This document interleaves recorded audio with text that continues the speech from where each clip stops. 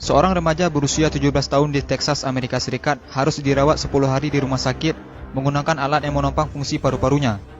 Hal ini disebabkan oleh rokok elektrik atau biasa disebut dengan vape. Pada awalnya, Triston terbangun dari tidurnya dan kemudian muntah-muntah pada suatu pagi di bulan lalu. Ia juga mengalami penurunan berat badan drastis yang tidak jelas penyebabnya, demam, dan kemudian kelelahan. Remaja tersebut kemudian dilarikan ke rumah sakit. Pada awalnya dokter mengira kondisinya mirip dengan pneumonia. Namun setelah melakukan CT scan, ternyata hasilnya negatif. Kondisi Triston semakin memburuk, paru-parunya gagal berfungsi secara mendadak. Remaja itu pun harus diintubasi atau dimasukkan tabung endotrakeal melalui mulut atau hidungnya untuk menghubungkan udara luar dengan kedua paru-parunya agar paru-parunya tetap bisa berfungsi dengan baik.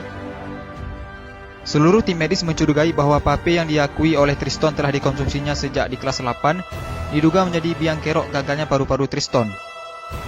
Kami tidak tahu secara pasti apa yang dilakukan oleh Triston, namun ada laporan literatur tentang pneumonitis, hipersensitivitas akibat vaping, kata dokter yang menangani Triston, yaitu Dr. Suzanne Whitworth, dikutip dari Daily Mail. Setelah 10 hari diintubasi, paru-paru Triston kembali pulih, walaupun ia masih harus berjuang keras untuk bernapas dengan baik. Ia bahkan harus kehilangan 13 kilo berat badannya, dan otot kakinya menjadi melemah. Triston juga bahkan harus belajar berjalan kembali. Saya benar-benar diberi kesempatan kedua oleh Tuhan.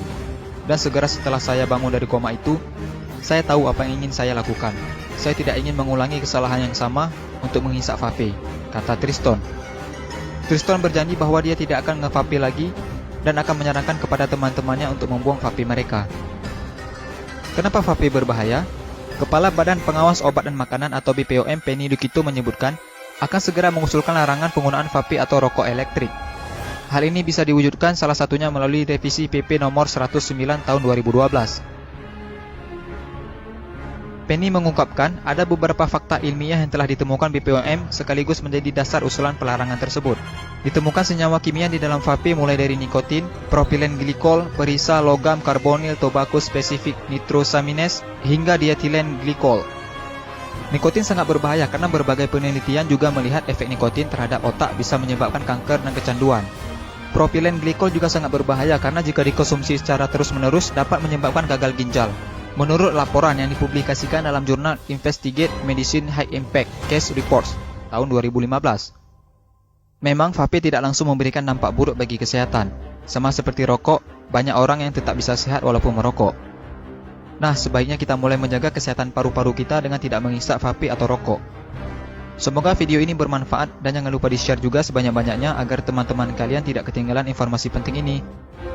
Dan jangan lupa juga sukai Mozaik Karim lalu klik tombol ikuti lalu klik sekali lagi tombol ikuti lalu pilih lihat dahulu agar kalian tidak ketinggalan video-video menarik lainnya setiap hari. Terima kasih.